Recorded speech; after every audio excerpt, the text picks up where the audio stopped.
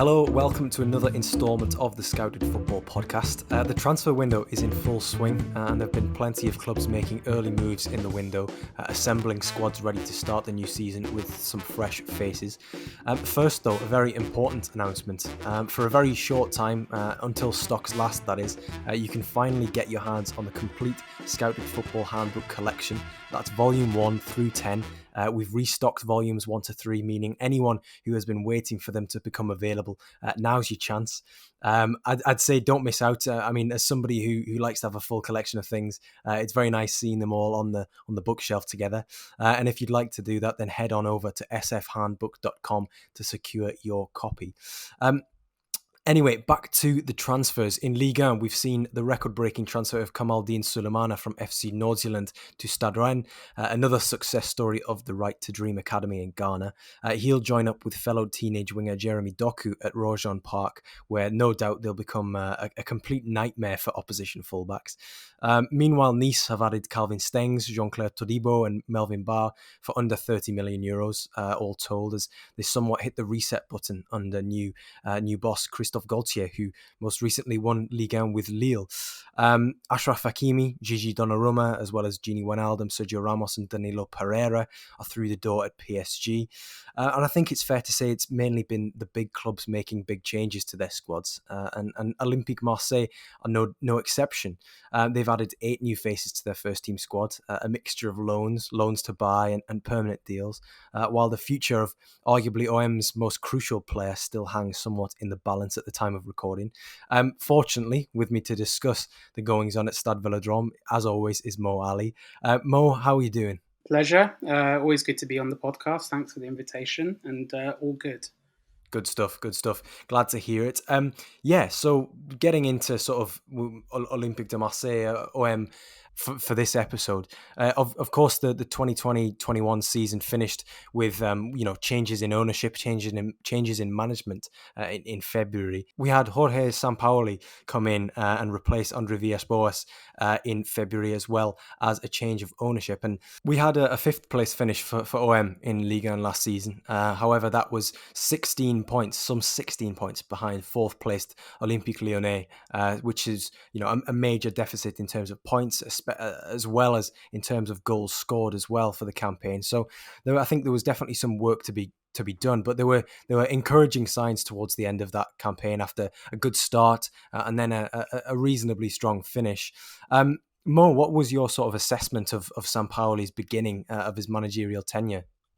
Well, absolutely. I mean, first of all, OM did finish 16 points behind Lyon, but this was a Lyon side that was challenging for the title until the penultimate week. So that is, still a big gap.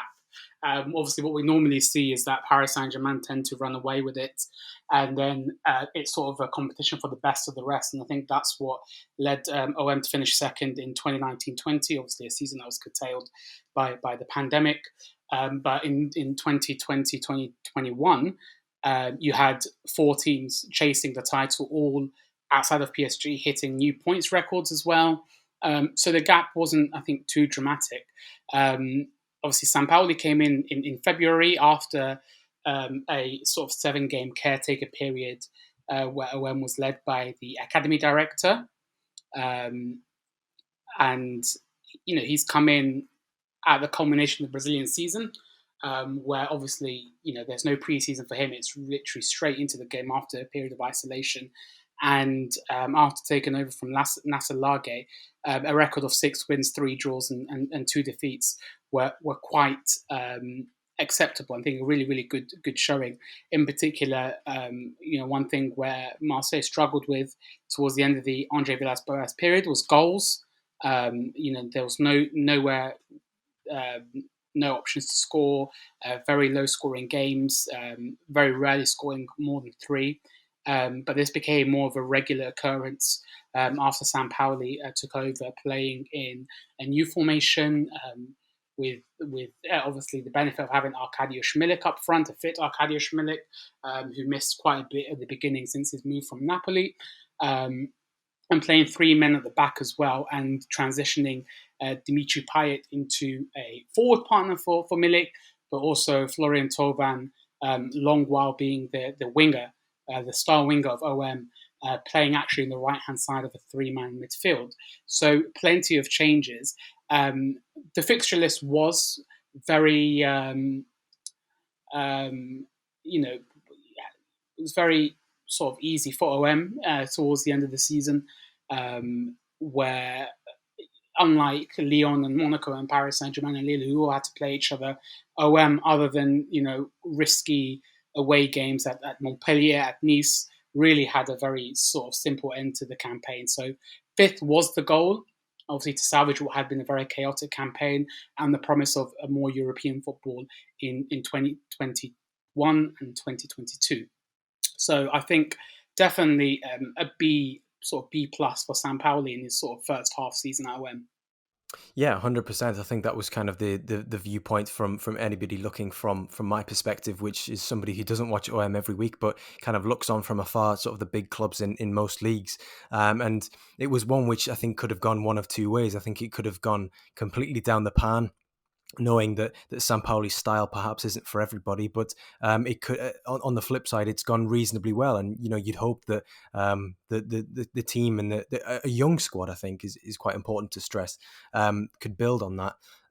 Going into 2021-22, that this campaign coming up, obviously there's been a bit of work in the transfer market. Do you think that this is a team that's being built for Sampaoli, or is it I don't know, is it sort of a number of good youth products who are perhaps being hastily assembled? Because I mean, for somebody like Sampaoli, I feel like he'd like to have a say in the players that he's going to work with and to mould. Absolutely. I think actually it was a condition of arrival, to put it bluntly.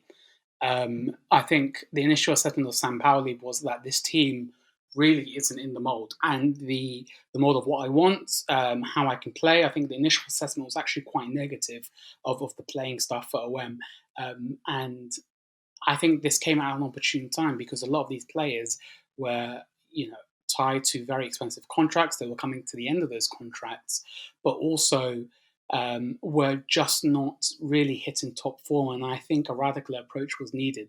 Obviously, coupled with a change in directorship, as well as the change in manager, this seemed an opportune time to really start from square one again.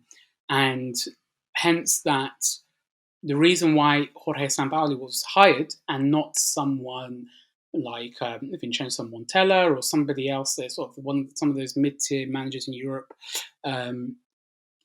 is because Marseille had an image where you have to play sort of a style of swashbuckling football. I mean, the club's motto is Trois au but, which is straight to the goal, and the fans are sort of adamant to play entertaining, exciting football. And they've been hankering for a long time. I think, as we discussed, I think on one of my previous appearances on this podcast, is Marcelo Bielsa's sort of year in Marseille had left a very, very good recollection to OM fans. I mean, they miss him still. They're hankering for his style of football. And really, in Sampaoli, they've got the very next best thing. Obviously, in Bielsa's words, he says that Sampaoli is someone that's actually better than him and someone that spots these own flaws better than the Leeds manager ever does. But, this was a very clear break in sort of the approach in terms of playing style, in terms of the type of players that they go after. And really, it's built with Sampaoli in mind. And I think alongside the new president, a very young president, Pablo Longoria, who has a very good background in scouting and being a director of football at Valencia, at Newcastle, Atalanta, and Juventus. This seemed like a very good time to really rip up the playbook and start again. And hence why you see a trust in youth, exciting players on paper, players of potential. And I think coupled with the pandemic and other financial issues, really players that are available quite cheaply or getting them with very intricate, complex financial methods, as we saw with the signing of Arkadiusz Milik in January, where OM essentially are paying 8 to 10 million euros for a player that really could have gone for 30, 40 a year ago, while initially on an 18-month loan deal. So it's very exciting time. I mean, they're taking a very bold new approach, and not just Sampaoli, but the president Pablo Longoria. who's very hands-on with the identification of players as well. And I mean, I think everyone is very excited. Obviously, there are risks to this as well, as we saw in Tottenham 7-8 years ago. Obviously, with the Gareth Bale money, 100 million euros, they bought in 7-8 players, and they found it very difficult to gel that season. And obviously, that was surprisingly also under Andre Villas-Boas, the former Marseille boss. But this is very much a Marseille team that is, making people in Europe sit up with their methods in their transfer market this summer. It's a bold approach. It's something that's exciting the fans. They saw tidbits of Sampaoli's attacking prowess. Um, Obviously, with Sampaoli, he recognised that some of these players aren't fit to play how I want to play. Hence, the stopgap 3-5-2 or 5-3-2 formation that he put in. But in the friendly matches that we're seeing at the moment, and come the first game of the season next month, we're going to be seeing a team very much in his image.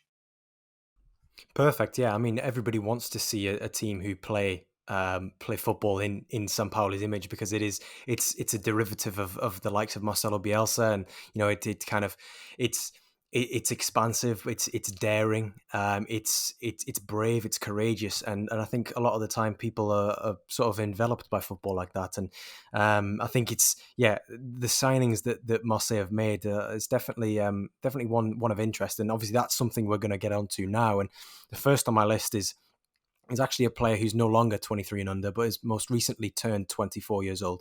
But he was featured in a previous Scouted Football handbook. That's Gerson from Flamengo, who originally came over to Europe as a youngster, came over, joined Roma, didn't really take off in the way that it was sort of envisaged, went on loan to Fiorentina, didn't really kick on there either, and returned to Brazil, where he since has won the Brasileirão twice with Flamengo. And yeah, he's just a very, very good player. I think he's somebody who, for the fee that has been paid, roughly around 25 million euros, it's quite an investment. It's quite a show of faith in Gerson. And I also think that it's perhaps under his market value. I know he's coming from Brazil, but I think it's perhaps that he's probably a 35 million pound player if he was perhaps had the spotlight shone on him a little more, because his progressive capability is quite immense. He's a very good dribbler. He's a very good carrier. He's very good at beating players. He's very good at drawing fouls. He's very good at getting his frame in between the man and the ball. But he's also good at getting the ball into the final third purely through passing, which I think sometimes is you often get one or the other with these types of players. If they're progressive, they're usually a good dribbler, a good carrier, or they're a good passer. Not both, but I think Gerson has he's a dual threat in that aspect.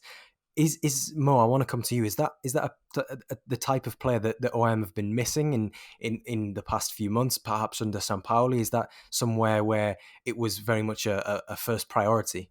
Absolutely. I mean, it's exactly what you described. Marseille have not had a player in his profile for quite a while. I mean, the closest would have been Maxime Lopez, who went to Sassuolo last summer. But even then, sort of his shine has been dropping off for quite a while. I mean, with Gerson, I mean, Marseille don't spend 25 million every summer. It's a club that very doesn't. I think with Gerson, it'll be the second or third most expensive signing of all time for the club. And at a time, obviously, where the pandemic is still hurting the finances and obviously the TV deal, it seems a very big bet by Frank McCourt and the club to really put their bet in a play. And they've identified him because of his strong performances in Brazil. I mean, this is a player that hasn't done really well in his first stint in Europe, in Italy with Roma and Fiorentina, and going back to Brazil has really ignited his career. In the current sort of team in midfield, Valentin Rongier and previously Morgan Sanson, who since went to Aston Villa in January, were sort of the number 8 sort of type players, but either weren't proficient, as you said, across a broad range of skills. They didn't have the strong skill set that Gerson does. I mean, in Rongier, a very good passer, but certainly not progressive at all. And with Sanson, very progressive, but not having any sort of defensive capabilities, unable to be tenacious in the middle of the park.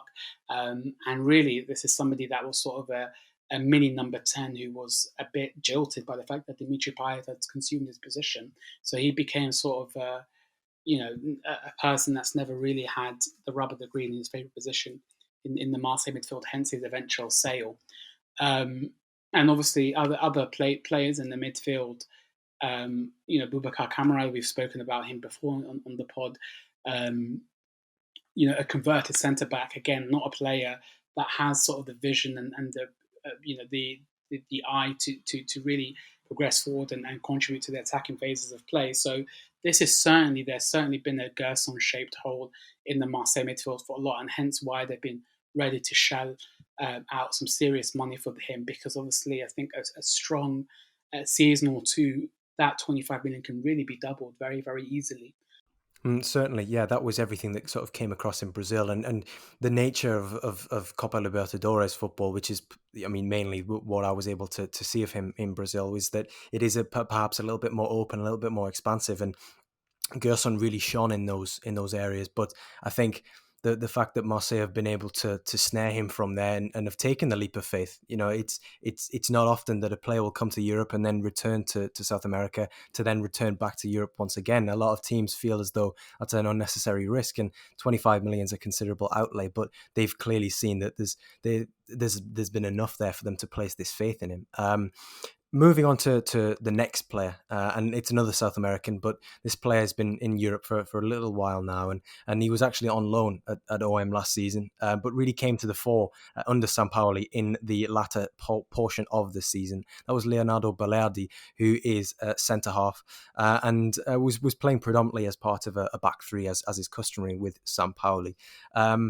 He came on loan from Borussia Dortmund. I think it was around a €1 million loan fee. That looked to be a bit of a very minuscule but wasted investment somewhat to the point of up to around February, March time. But after that, he proved to be a very useful player for OM.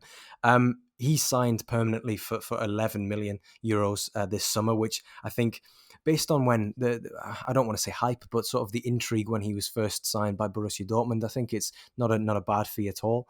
It may be a little bit inflated given that he hasn't played an awful lot for OM, but I think in time, again, as you were saying with Gerson, that fee could quite easily be doubled when the market returns to its pre-COVID state. What was it about Balerdi though that made him go from very much a bit part player under Villas-Boas to becoming almost an ever present, almost a mainstay with Sampaoli last year? Yeah, so I think with Andre Villas-Boas in particular, when Balerdi was signed, this was a player that he specifically targeted. And again, Marseille, being in this sort of austere mode, had identified players that they could grab on loan or had sort of a bit of a future, and they could sort of rank in the purchase option. And as you mentioned, Balerdi has barely played for Borussia Dortmund and in previously Boca Juniors. I've never seen somebody really rise up the ranks. Obviously, also getting an Argentina cap by playing less than 30 first team career games at all. So it was very sort of a peculiar move. And I think in the first game for Marseille last season, which was the 3-2 win away to Brest, this was a match where another sort of informed defender, Douye Chilata scored twice. Balerdi was very, very shaky, and actually really struggled in that game. Looked very, very easily brushed off the ball. I think his really introduction to Ligue 1, which is still a quite physical league with imposing defenders and sort of very rough and tumble, he didn't have the rub of the green. And for some reason, in the next game, he didn't feature in the 1-0 win against Paris Saint-Germain. But in the next game, he was shifted to left back, and again looked even worse. Only managed 45 minutes, was hauled off.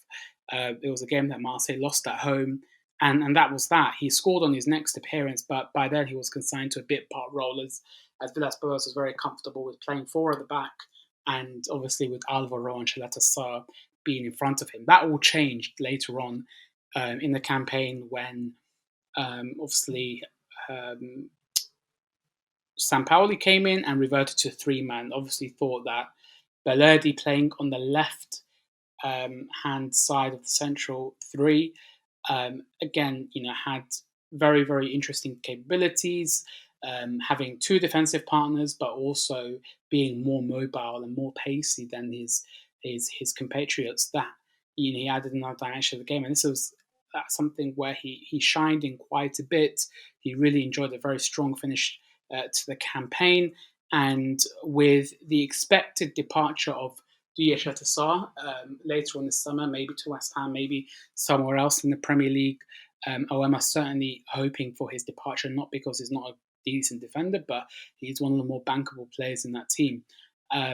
Signing Balerdi on loan now permanently seemed the next shrewd move. I mean, his second half of the season was very, very good, particularly in the three. And I think that's the first inclination that we're going to be seeing, that Marseille will be reverting to a three-man defence. It'll be 3-4-3 or 3-5-2 in 21-22, and they've actually got two more defensive signings to complement Balerdi. He's looked more assured. He's really now getting a sustained run in the first team, a lot more match experiences. Has grabbed 2 goals as well this season, which is a decent return. And it really is onwards and upwards. And again, with more first team football under the belt, this could be a very shrewd move. Obviously, this is a guy that's not completely off the radar for Argentina, and obviously with the 2022 World Cup now coming inside, that will be a massive target for him. Certainly, yeah, I completely agree with you there. And it's interesting to see that he went from being expendable to being somewhat indispensable, and has now sealed that permanent move. Should be good for him. He's only 22 years old, so still very young, and still young enough to get plenty of football under his belt. Moving on to a little bit further up the pitch, and obviously we've discussed Gerson in midfield and Balerdi at centre half, and now onto the wings, and in sort of the Sampaoli rebuild, the Sampaoli surgery that is being done to this squad. Konrad de la Fuente has been signed from Barcelona, or rather Barcelona B, for around €3 million, and this is of course a lower value. This is, of course, a less expensive transfer than the other two, but it's one which has huge potential. It has very, very big upside, I think. It's a name. I mean, De La Fuente, or rather Konrad, as he's colloquially known, is a name that's been mentioned a bit, but not ever really threatened the Barca hierarchy, really, and for obvious reasons. He's made, I think, 3 or 4 senior appearances there, but at 20 years old, I think it's definitely the point for him to be moving on, with players ahead of him in the pecking order being moved on, the likes of Francisco Trincao and the like. But obviously this summer, with Barcelona's financial situation, they've needed the cash, and no matter how small those injections are, 3 million will certainly benefit them, even in very small terms. I think for Marseille, though, 3 million is a good deal, because this is a player who's been very highly rated. You don't go and play for Barcelona if you're not a good player, unless you're perhaps, I don't know, Dimitro Chigrinsky or somebody. But I'd imagine there probably will be some add-ons or clauses in this deal. With Konrad, though, I'd still say he's a little bit unrefined. His first touch perhaps can let him down, but he's very, very dribbly. He will take on his man at will every time, which sometimes can be at a detriment to himself or his own team. I'm interested to see how this works with Sampaoli, because obviously, as you were saying earlier, Mo, there was the 3-5-2, the sort of the set menu 3-5-2 that he employed, or a variation of that with perhaps a 3-1-4-2 or a 3-4-1-2. I think in those wide positions, I'm not entirely sure he'd be secure in defensive phases. I think there'd need to be some work done there, unless you thought that there wasn't really going to be too much emphasis on defending for those advanced wide players in the season to come. I certainly think it's an exciting move. It's somewhere where I think he definitely will get the opportunity to play regular football. But I'm intrigued to see what kind of role you think that he's going to play under Sampaoli. Absolutely. I think this might be a case of player trading in play. I mean, there's no sort of obvious, perhaps, reason why De La Fuente has been signed, maybe in particular to sort of be the key winger. But again, this is a move that doesn't seem high risk. That is a player that really has a bit of potential, and obviously this has come at a time when Barcelona are looking to offload players, even if it comes from their youth teams or B teams, for a bit of a fee. And I think they've protected themselves by including what I understand to be I think a 50% buyback or 50% clause where they will receive half of any sort of future profit. But with De La Fuente, I mean, he I watched the friendly against Servette on Sunday where Marseille won 3-1. He came on at the hour mark, and really his half an hour cameo was excellent. 2 assists, both for Dario Benedetto, and he looked quite electric. And I think, obviously, there's not a lot to go on, but what Marseille have linked is, have missed is a direct winger. A player that is not afraid to take on his man, who's very potent, who has the eye for goal, and is not sort of static or slowing down play on the wing. Dimitri Payet has played extensively on the wing in the last season, whereas we all know him to be more excellent down the middle as a number 10. And while he sort of drifts to the left, he could sort of slow down play, looking to create avenues, maybe waiting for the overlap, etc. What Marseille haven't seen for a while is having that pacey winger who's able to be able to take on men with both with both feet and really be progressive in the final third. And that's exactly the role that he played on Sunday. He very well may replace Nemanja Radonjic, who was signed 2 seasons ago and who's been loaned out to Hertha Berlin in January. He's somebody that Marseille might seek to cut his losses because while he did have sort of a bit of a renaissance in his performance before he moved to Hertha, I don't think that there's anything there. Obviously, with La Fuente, a very low-cost player, a player that has his own sort of career objectives on the fringes of the USMNT. This could be a very, very good move. And I think in particular, obviously with the club being under American ownership, having only the second American player in 50 years at the club seems like a very, very good opportunity as well. He's been hyped. He's come on. I think he's played 3 or 4 times for Barcelona's first team in sub appearances. There's clearly a player there, and I think there's no better place to be, with a coach like Sampaoli, a coach that really puts attacking football on the forefront and really gives you the tools to develop. So let's see how it goes. I mean, there's going to be tougher friendly fixtures coming up, which he's expected to be sort of in the forefront. They are against Braga and Benfica, and then Villarreal come to Marseille in a couple of weeks before the season begins. So it'll be good to see, sort of where he's at. Yeah, certainly it'll be a one where we see how quickly he develops. Whether we see that integration into the first team is immediate or it's a gradual one. But obviously, promising early signs in pre-season, regardless of the opposition, are always going to be well received, especially on this podcast, which champions young players, of course. Speaking of championing young players, as somebody who's had a bit of a rough ride recently, and some perhaps Arsenal fans of a certain persuasion may disagree with me on this one, but a player who has had he's been given the cold shoulder a little bit by Mikel Arteta, and it looks as though that there's been some finality in that aspect. And there are elements where he's somewhat deserving, given that his behaviour, his ill discipline, as it's been reported, has kind of helped him to be pushed out of the club. But Mattéo Guendouzi, 22 years old now, has come in from Arsenal, alone with an option to buy. The option, it's been rumoured, or it's been widely reported, in fact, that it's around 10 million euros, which I think is quite low considering his experience at Premier League level and now in the Bundesliga, having been on loan at Hertha Berlin as well. Obviously, there have been disciplinary issues in the past with Guendouzi, and that's sort of the straw that broke the camel's back with Arteta, as many people will know. He's obviously coming to Marseille with a manager like Sampaoli, who can be something of a firebrand. I mean, there are options. There are other options in that sort of 6/8 defensive midfield role that Marseille have, but do you see that this is very much a project buy to sort of, I don't know, maybe for both parties, as in Marseille as well as Guendouzi, to perhaps help each other? Guendouzi to kickstart his career once again, and Marseille to really get their hands on a really promising, very, very talented young player on pitch terms at least, to help Marseille for what will ultimately prove to be peanuts if they end up signing him for 10 million.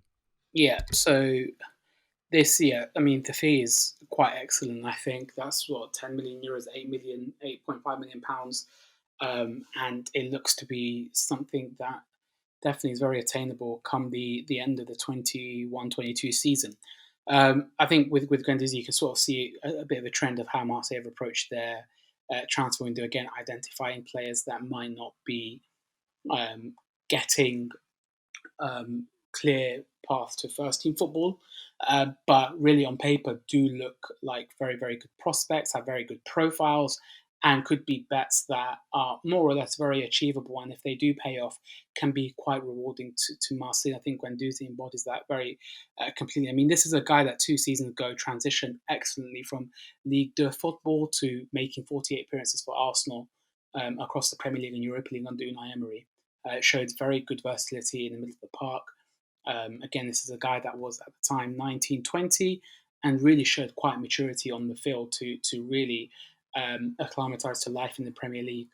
Obviously, what's gone on since with the altercation with Neil Maupay, and obviously, I think the general conduct, quote unquote, that's been cited by Mikel Arteta and as a reason for his exclusion, can be, I think, relatively, I think, a little bit unfair. And I think obviously coaches have every right to choose who's in their squad or not and can make decisions. But this is still a very, very good player who clearly has the ability to shine in top teams. And I think after a sort of relatively decent sojourn in the Bundesliga with Hertha Berlin, he's shown that he's able to take on the next challenge. And at Marseille, it could be the perfect place. I mean, this is not a club that takes kindly to people that are acting up. He will be given absolute chances to succeed in his home country. I mean, there's very few demanding places like the Stade Vélodrome on a match day.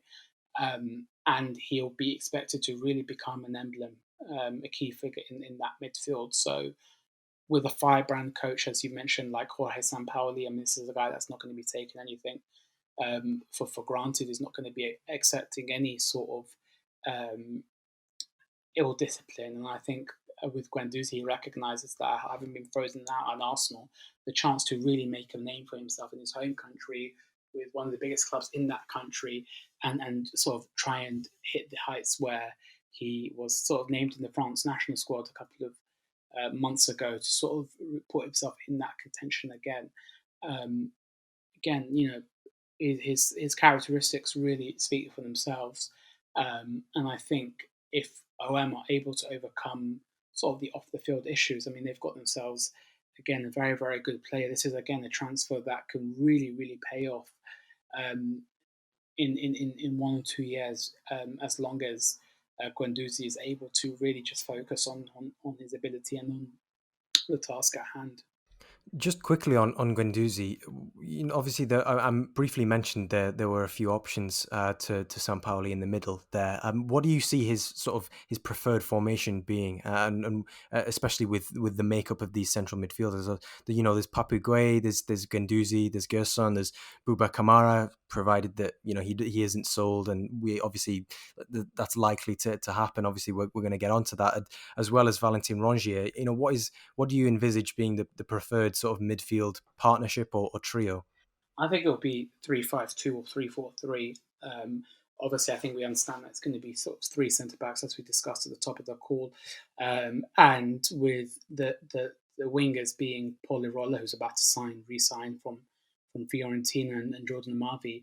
It's going to be 2 or 3 guys in midfield, and both Guendouzi and Gerson are sort of more the progressive types, the comfortable players on the ball that are able to play box to box and really carve out openings for the front guys. I think you'll probably more likely see Guendouzi and Gerson playing together very extensively this season. Kamara will be sold, or hope to be sold eventually, with Pape Gueye being that defensive option, being the a secondary option. I think with Rongier in particular, these are guys who I don't think have shown the best of their ability to Sampaoli in the 4 or 5 months that he's been there so far. And I think from the start, may be playing a very secondary role. that remains to be seen. But I think Guendouzi and Gerson, you'll be seeing them play together quite a bit because of their versatility and because of their attacking attributes. That was kind of the answer that I was angling for there. I'm quite pleased with that because I think it does make for quite an interesting combination, an interesting partnership.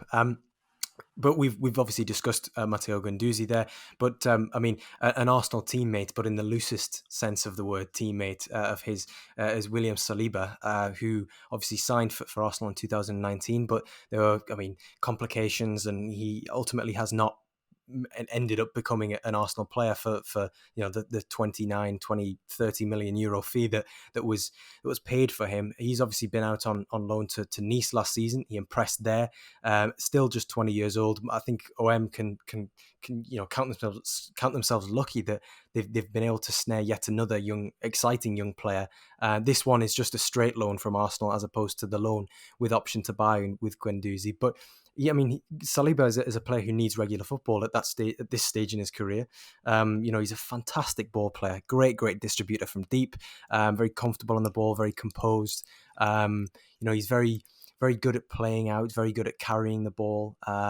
He seems quite well rounded, and it's very difficult to bypass in defensive phases as well. So I think there's not a great deal of downside to this move for OM because they're getting a very high potential defender here, and they're not essentially. I mean, there's no option to buy, of course, because Arsenal keep insisting that he's part of their future plans, but their activity and their action shows that he perhaps isn't.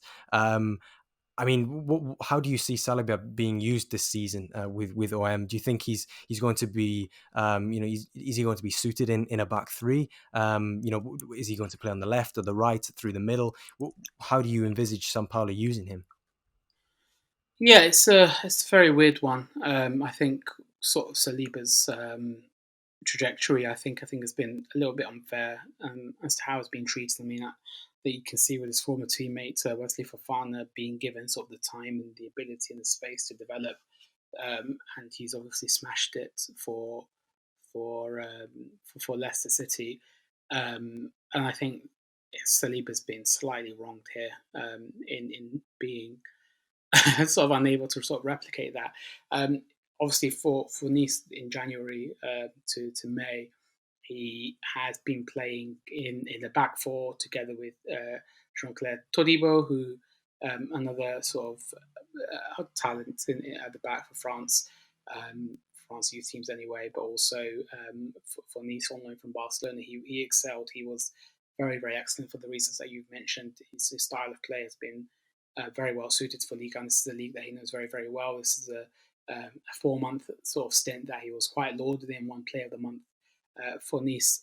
So again, this gives Marseille another really good option to take. Again, he will be exposed to European football. He'll be exposed to a team that's trying to fight and try and reclaim the Champions League spaces. It will be a bit of a high intensity team, and obviously in the context of Jorge Sampaoli, will be a coach that requires probably a lot more of you, and will play in the back three. And I think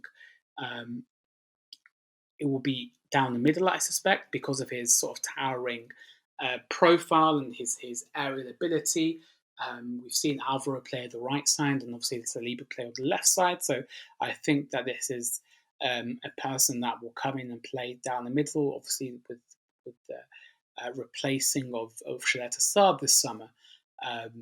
That's where we were sort of seeing him come into the squad. He'll play, I think, his first minutes for OM tomorrow in the friendly against Braga. So we'll see sort of how he develops then. But this is again like Guendouzi, like Balerdi and the likes. This is a player that's been on the market for a while. That's not really well loved in North London, despite Arsenal spending 30 million euros and flirting with other players for significantly higher price, even though he has the ability to really perform in tough situations and has done for two decent Ligue 1 sides already. And I think he will bring that form over back to the south of France with Marseille. And I think the fact that there's no buy clause, Arsenal have really sort of seen the fact that Marseille are willing to take him on, and they're not thinking of loaning him to a lower Premier League side, or maybe at the top of the Championship, as was the case 12 months ago, that they're really keen to see him develop and really try and get something back of their investment. Obviously, that all remains to be seen, but it really is a good opportunity for him to really not stay too far from Mikel Arteta's thoughts.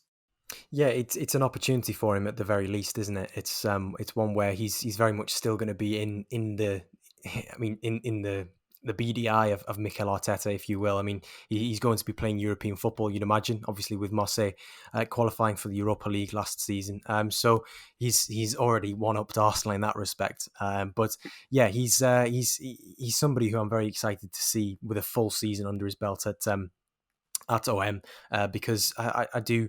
I mean, I don't want to tempt fate, but with the signings, I'm hoping that a full year with Sampaoli, I'm forecasting perhaps a breaking back into that French elite. Obviously, a big factor in that, a breaking back into the French elite, will be whether OM managed to retain or get a very, very handsome fee for Boubacar Kamara, who still is just 21 years old.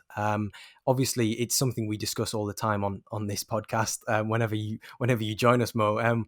But it's the future of Kamara, because we say it all the time. He's a player who is probably playing at a Champions League level at the moment. He's a fantastic scanner, both footed. Defensive volume is very impressive. He's very good across multiple positions. But over the past year or so, past year to 18 months, has established himself as a very high level defensive midfielder, very, very adept number 6. I think the assumption is that Mattéo Guendouzi coming in will probably be a contingency plan for Kamara going out the other way. Now all that remains is whether they can, in this COVID affected marketplace, glean a reasonable a fee which is reflective of his importance on this Marseille team. I think it's going to be difficult replacing him. I know that the business so far has been impressive, but I mean, just how difficult is it going to be to replace Kamara if he does end up moving on this summer? And where do you think he potentially could go to? Yeah, absolutely. I mean, you've seen me wax lyrical about him. He's a player that has looked more and more comfortable in defensive midfield, further up the field. And again, this is not a position that he particularly likes. He sees himself as more of a centre back, and sees his sort of best ability at centre back. So that's credit to him for the fact that he's quite versatile in two positions. But that has actually, in recent times, gone against him. I mean, he was a surprise admission for the Under-21 European Championship finals for France. And that's only because the French national team had um, players who were perhaps distinctly more experienced at centre back than he was. I think you had Upamecano, you had Badiashile, who and Konate, who had decent seasons in Germany and obviously for Monaco as well. And then in midfield, you had Chouameni, who was probably one of the standout players in his positions in Ligue 1 for Monaco this season. Boubakary Soumare, who obviously won the title, and Eduardo Camavinga. So he was sort of stuck in a bit of a no man's land, which was quite a surprising place for him to be. So these things may come to a head very soon, and I think if he does end up with a future outside of Marseille, he might end up playing for a manager who maybe sees him more at centre back or more definitively in centre midfield. And if it's the latter, I think he has perhaps some work to do to sort of close the gap to those players that I mentioned, because there's obviously a huge range of competition in those positions, not just for the national team, the A team, but also for the under-21 team, which is a shame because he does play both roles very, very well for OM. The latter, in particular, in the Champions League this season, only one of the few standout players for the club in what otherwise was a very forgettable campaign, and has shown really, really good ability. As a side sort of really struggled to sort of obtain that fifth place. Sampaoli loves him a lot. He looked very, very good at the weekend against Servette FC of Geneva, and perhaps has looked surprisingly more attack-minded, which was quite surprising, I think, what people had noticed in that friendly game. So again, I think we'd love to keep him. which is great. But money talks, and I think he's going to be the first name perhaps out of the door, as now the club has signed those 8 or so players that we've talked about. The next few weeks will be focused on sales, and Kamara will be at the top of the list. Obviously, I think we just see in the market at the moment that it's quite a slow market. People may not have the money they're trying to front up, and moves are maybe contingent on other moves. So it remains to be seen. Guardiola of Man City has obviously been a long time admirer. We've seen a couple of other Premier League clubs show interest. In particular, we've seen some rumours of Monaco perhaps being ready to spend 30 mil to poach Kamara from obviously a rival. And if so, that would create a very, very interesting midfield. Obviously, they've got Fofana and Tchouaméni, and having Kamara, I think they might have the French midfielder tomorrow, which could be a very, very interesting proposition for Niko Kovac going into 21-22. But that obviously remains to be seen. I think a lot of it is in the air at the moment, so the next few weeks will be quite crucial for him. Yeah, absolutely. I think it's one of those moves which I think we'll see play out over the course of the transfer window, because of the likely disconnect between what OM value him at and also what teams are willing to pay, given that there are other options out there as well, perhaps more fashionable ones, even though that seems to be very, very misguided, to say the least. But that's everything from us on this week's Scouted Football podcast. We've discussed Gerson, Leonardo Balerdi, Konrad de la Fuente, Mattéo Guendouzi, William Saliba as Olympique de Marseille's incomings, and Boubacar Kamara, his likely outgoing. A jam-packed transfers episode, if ever there was one. Thank you for tuning in as ever. Do remember to get over to sfhandbook.com for those back editions of the Scouted Football handbooks. Complete your collection or get your hands on your very first copy. All that's left to say is thank you to Mo, always the best source when it comes to OM. Thanks, mate. Thanks very much. Thank you very much for tuning in. This has been the Scouted Football podcast with me, Joe Donoghue. Stay safe, take care, bye for now.